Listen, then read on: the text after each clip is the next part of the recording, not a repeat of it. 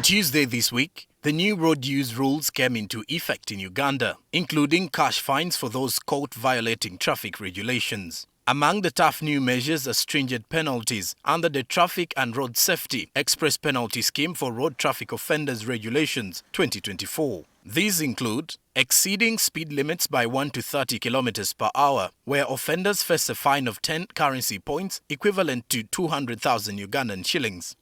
Exceeding speed limits by more than 30 kilometers per hour, this violation attracts a fine of 30 currency points amounting to 600,000 Ugandan shillings.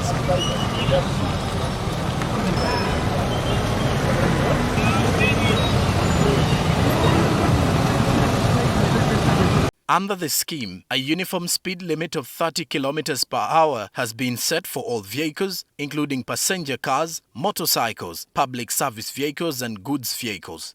On highways, the maximum speed limit is set at 100 kilometers per hour for passenger vehicles, aligning with international standards. However, taxi drivers under the Uganda Taxi Operators Federation (UTOF) have strongly opposed the new directives, claiming that they will have a negative impact on their livelihood. They argue that these regulations may force them out of business, particularly the requirement to form a SACCO and eliminate private ownership of taxis. This regulation that eliminates private ownership of taxis is not a fair one, yet this is our source of income.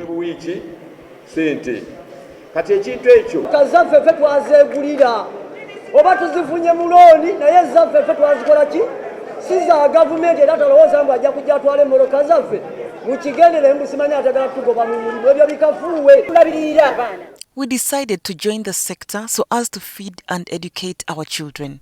We even left our roles as housewives.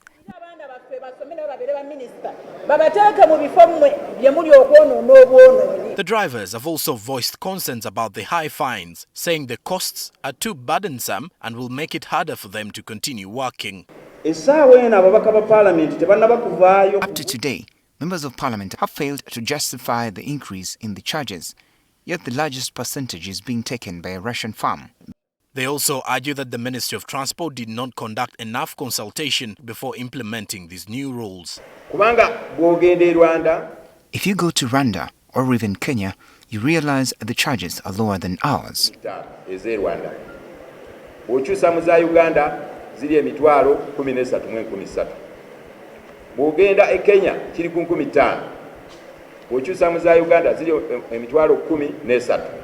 Uganda's new road traffic directives and penalties represent a comprehensive approach to addressing the country's growing road safety challenges. However, it remains to be seen whether these changes will strike the right balance between improving safety and addressing the concerns of the drivers.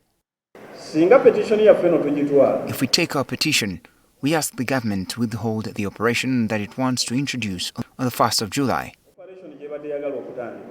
Joram Paul Ssonko, NTV Tonight.